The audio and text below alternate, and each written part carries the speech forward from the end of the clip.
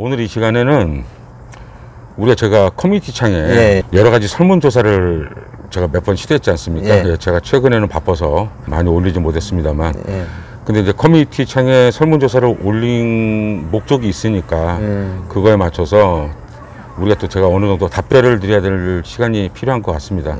뭐 여기서 제가 명확히 답변을 드릴 수는 없고 다만 설문조사에 참여하신 또 설문조사를 모르셨지만 그래도 또 이 설문조사 내용 자체가 우리 진돗개를 좋아하는 애호가들께서는 관심이 가는 부분들이 좀 있을 겁니다. 그래서 오늘은 설문조사에 대해서 몇 가지 사항에 대해서 한번 말씀을 드릴까 합니다. 첫 번째 내용이 뭐죠? 첫 번째 내용이 여러분은 진돗개 중에 귀가 덮인 개를 어떻게 생각하시나요? 그렇죠. 요새는 그래도 많이 사람들의 인식이 바뀌었지만 과거에는 굉장히 예민한 사항이었습니다. 과거 진돗개 하면 뭐 귀가 작고 서야 된다, 삼각형으로 서야 된다, 꼬리는 말려 있다, 뭐 이게 우리 진돗개의 상징과 같은 부위였지 않습니까? 그러다 보니까 귀에 대한 인식이 바뀌는데 굉장히 오래 걸렸어요. 근데 이 부분은 제가 진돗개 입문한 그 당시 80년대부터 제가 말씀을 드릴 수밖에 없을 것 같습니다. 근데 그 당시에 원로분들께서는 이런 말씀하셨어요. 귀는 좀 큰 게 좋다. 이제 수렵을 전문으로 하시는 원산지의 원로분들은 그런 주장을 많이 하셨습니다. 반면에 그 당시 육지에서는 말 그대로 귀가 굉장히 작은 개들이 굉장히 선호도가 높았습니다. 심지어 그 당시 육지에는 혼혈 잡종들이 많지 않았습니까? 그래서 그 원인이 뭔가, 왜 이 사람들은, 저는 이해를 할 수가 없었어요. 왜 굳이 개를 혼혈을 만들어서 팔까? 그렇지 않습니까? 그렇죠. 지금 생각해도 납득이 안 가잖아요.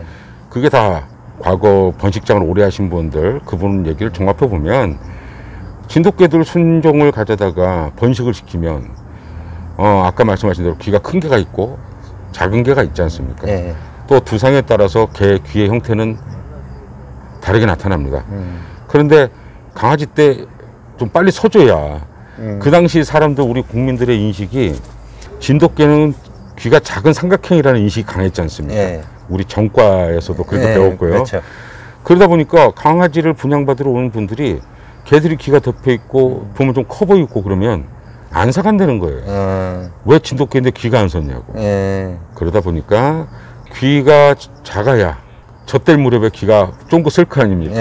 뭐 진돗개를 사러 오신 분들은 그걸 진돗개라 생각을 했기 때문에 그래서 차우나 이런 것들이 혼혈이 많이 됐던 것 같아요. 그리고 또 하나는 꼬리도 또 그거하고 똑같은 맥락에서 보시면 될 것 같습니다. 그래서 여기 지금 질문처럼 귀가 덮인 개를 어떻게 생각하느냐. 사람마다 진돗개가 언제부터 시작됐는가 그 역사와 유래에 대한 생각이 다 다릅니다. 근데 어쨌든 확실한 부분은 귀가 자빠진 개도 옛날 진도에서 80년대에도 간혹 볼 수 있었고 또 90년도 중반까지는 간혹 가다 볼 수 있었습니다. 그래서 지금 이 주제와 같이 귀가 덮인 개도 있을 수 있습니다. 그러나 이 귀가 덮인 개를 무조건 장려해야 될 시대는 아닌 것 같아요. 옛날 과거 원로분들 말씀하신 그 전에는 중요한 가치가 있습니다. 하지만 현 시점 앞으로 우리가 진돗개가 가야 할 길을 생각한다면 또 우리 잠재적인 미래 우리 진돗개 애호가들을 생각한다면 우리 진돗개의 가장 개선돼야 될 부분이 안정된 귀라고 저는 생각을 해요. 그러니까 너무 차우차우나 이런 것처럼 귀가 극도로 작으면 안 되지만 우리 진돗개가 적당한 귀에 알맞은 귀를 갖고 있으면서 귀는 분명히 서야 되는 게 앞으로 우리 진돗개 나아가야 할, 또 고정되어야 될 가장 중요한 부분이라고도 생각합니다. 제가 하나 묻고 싶은 게 있는데요. 귀가 안 쓴 개는 귀 두께와도 연관성이 있나요? 그렇죠. 이거는 외래견, 혼혈이 되지 않았다는 전제로 말씀드리는 거예요. 귀가 안 쓰는 이유는 딱 두 가지예요. 귀가 너무 크거나 아니면 귓밥이 두껍거나 이 두 가지 원인이 있습니다. 뭐 이거 귀가 두껍냐 얇냐 또 귀가 크냐 작냐 이 부분은 굉장히 민감하고 또 굉장히 그 개들 내적 요소하고도 연관성이 있어요. 근데 여기서 그것까지 얘기하자면 너무 긴 얘기가 될 것 같고 많은 개들을 제가 수없이 관찰해 본 결과 제가 말씀드렸잖아요. 우리 진돗개 내적 표현은 외적으로 표현된다고. 예. 그거의 하나의 부분이 또 귀도 예외가 될 수는 없습니다.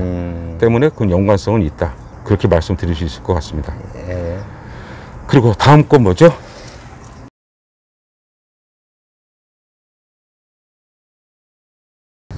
다음 거는 당신이 생각하는 진돗개의 올바른 머리 형태는 무엇인가요? 예. 이제 몇 퍼센트 나왔어요? 통골형이 8%, 예. 역삼각형이 21%, 예. 후두형이 20%, 팔각형이 50%. 이 진돗개 두개골에 대한 얘기, 예. 이거는 굉장히 단순한 얘기입니다. 그런데 제가 여기 커뮤니티에 굳이 설문조사를 올린 것은 우리 애호가들의 인식이 어떤가, 그걸 꼭 알고 싶었어요. 우선 전에도 살짝 제가 언급한 바가 있지만 통골형, 후두형, 역삼각형형, 예. 이렇게 얘기하지 않습니까? 예. 이 세 가지 형태는 90년대 초에 나온 기준입니다. 그 이전에 그렇게 부르지 않았어요. 예. 이건 분명히 우리 시청자분께서 분명히 이 부분을 아셔야 됩니다. 80년대 제가 전 영상에도 말씀드렸지만 80년도에 진돗개를 바로 시작해서 바로 입문을 해서 예. 전국에 수없이 많은 원산지부터 육지까지 오래된 원로들, 그분들을 만나서 많은 대화와 얘기를 해봤지만 과거에도 그분들은 그런 용어를 절대 쓰지 않으셨어요. 그러다가 90년대 초에 혈통보존협회라는 협회가 사단법인체 최초 사단법인체일 겁니다. 제 기억에는. 그 협회가 생기면서 갖고 나온 기준이, 심사 기준이 머리 부분에서 이 두개골을 세 가지로 나눈 거였어요. 그렇기 때문에 이것을 과연 우리가 받아들여야 될까. 그런데 많은 분들, 우리 애호가들, 또 전문가라고 자칭하는 사람들이 이 용어를 쓰고 있어요. 아, 그래요? 그래서 제가 뭐 이왕 정착된 용어를 제가 뭐 써라 써지 말아라 그렇게 해서는 안 되는 거라고 저는 생각합니다. 다만 저 개인적으로는 이 통골형이라는 말, 뭐 이거는 아까 여기 뒤 또 하나 예문 중에 하나가 팔각형이 있지 않습니까? 그 개들이 일명 통골형인 거예요. 그리고 후두형이라는 거는 전에도 말씀드렸지만 부정 뒤에 귀 뒤쪽에 있는 후두부를 말하는 겁니다. 거기가 발달된 개가 후두형이라고 이 사람들은 얘기를 하고 있는데 이게 굉장히 위험한 게 제가 전 영상에서도 뭐 김사장도 느끼셨을지 모르겠지만 굉장히 제가 후두형에 대해서 부정적인 시각을 갖고 있는 사람 아닙니까? 네, 그렇죠. 그게 최근 우리 시청자분들께서도 한번 여러 가지 사진 또 진도에서 나온 개들 많은 개들을 한번 관찰해 보세요. 제 생각에는 이 후두형이라는 개를 지금 잘못 이해하고 있는 것 같아요. 그리고 이 후두형이라는 용어 자체가 잘못 만들어낸 용어라고 저는 생각을 합니다. 왜냐, 후두형은 후두부라는 하나의 부분 가지고 만들어낸 두개골 형태인데 이 후두형이 갖고 있는 얼굴 형태는요, 두 폭이 좁고 두둥이가 길게 나와요. 그럼 여기서 진도에서 나온 개들, 제가 저번에 불테리아 얼굴 갖고 비교해줬던 사진 있었지 않습니까? 진돗개 표현이라는 부분에서 그걸 잘 보세요. 후두형을 잘못 이해하면 그런 형태의 개들이 나오는 겁니다. 아, 그렇겠네요. 그렇지 않습니까? 잘못하면요, 여러분들, 내가 가장 우려되는 게 뭐냐면, 여러분들 제가 후두형 얘기가 나와서 꼭 말씀드리고 싶은 건, 후두형이라고 해서 우리가 진돗개 두개골을 볼 때 쇠기형 두개골을 가진 견종이 있습니다. 보르조이, 그레이하운드, 뭐 이런 잘 달리는 개들 있지 않습니까? 그런 개들이 쇠기형을 갖고 있고, 콜리도 마찬가지고요. 그리고 또 약간 굵은데 쇠기형을 가진 개가 있어요. 그게 대표적인 게 불테리아입니다. 근데 그것처럼 우리 진돗개를 후두형을 잘못 이해해서 쇠기형화된 개들을 전체적으로 두개골이 길다 보니까 후두부가 발달돼 있게 돼 있는 거 아닙니까? 그걸 보고 후두가 발달됐으니까 이게 후두형이니까 좋은 개다 이렇게 해석을 해버리면 지금 현재 많이 나타나고 있는, 우리가 이런 말 쓰지 않습니까? 불잡이라고. 이런 개들이 우리 진돗개 하나의 표현으로 잘못 오인될 수 있다는 거. 그렇겠네요. 우리가 그걸 깊이 생각을 해야 됩니다. 그래서 저는 솔직히 제 개인적인 마음 같아서는 이 후두형 같은 말은 없애버리고 싶어요. 그게 우리나라 진돗개를 잘못 이해하게 만드는 하나의 요소로 작용하고 있지 않습니까? 그리고 역삼각형형, 이거는 옛날에 각골형이라고도 했습니다. 네. 이 역삼각형이 우리나라 진돗개의 정석입니다. 뭐 이거는 어떤 변명의 여지가 없어요. 우리나라 진돗개, 동아시아개들의 두개골 형태는 역삼각형을 이루고 있는 게 맞는 말입니다. 그렇기 때문에 진돗개의 머리는 역삼각형에 가깝다라고 얘기를 해야 되는 게 저는 개인적으로 맞다고 생각을 하고, 거기에서 아까 말하는 것처럼 팔각형 얘기했지 않습니까? 팔각형이 제일 높았어요. 50% 정도 됐지 않습니까? 그렇죠. 거기에서 그 팔각형이라는 앞에 꼭 이 말이 붙습니다. 정면으로 해서 봤을 때 팔각형으로 보인다. 그러면 이 팔각형이란 말이 어디서 나왔느냐? 또 일제 감정기 때 우리 진돗개가 일본인 학자에 의해서, 몰이라는 학자에 의해서 천연기념물로 처음에 지정되지 않았습니까? 그렇죠. 그래서 그런지 우리나라 기준이 일본계 기준을 많이 따라갔어요. 그 대표적인 게 정면에서 보면 팔각형으로 보인다. 이 말도 거기에 영향을 받았을 겁니다. 이것은 어디에서 나왔냐? 시바견의 기준이에요. 시바견들이, 지금도 시바견은 얼굴이 안 그러죠.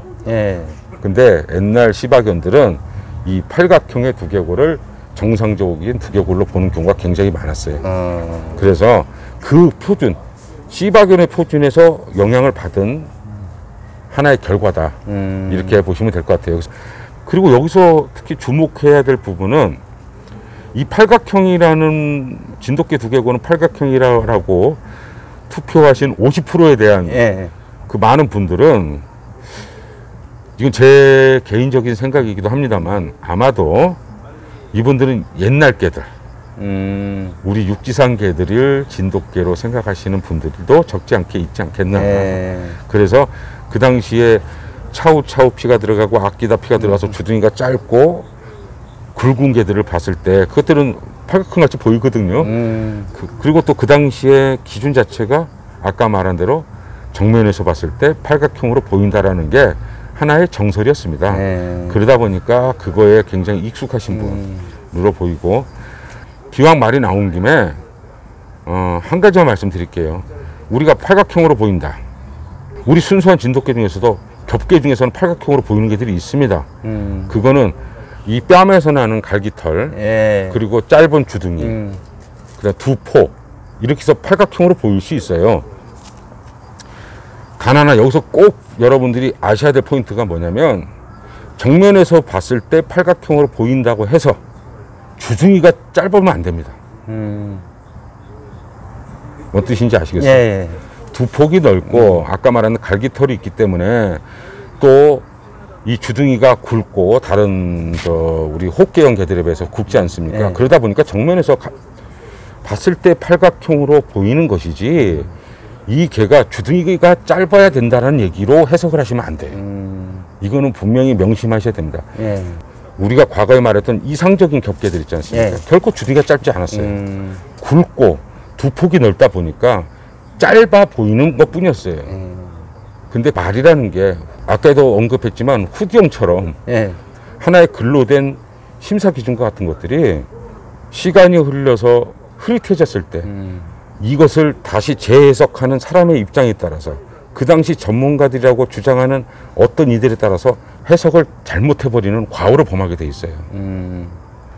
그래서 우리 이렇게 진돗개 두개골에 대한 얘기는 아까 말씀하신 대로 역삼각형이 올바른 용어이고, 그 다음에 정면에서 보면 팔각형으로도 보인다. 팔각형으로 보인다면 안 됩니다. 이제 팔각형으로 보이는 개도 있다 라고 해야죠. 우리 그렇죠. 진돗개의 형태는 크게 겹개와 호개로 나눠지기 때문에 그에 따라서 두개골 형성도 다르지 않습니까? 그렇죠. 그러니까 우리가 좀 폭넓게 유하게 이걸 받아들여야지, 아까 뭐 이분법적으로 이렇게 나누면 절대 안 된다. 저는 그렇게 생각합니다.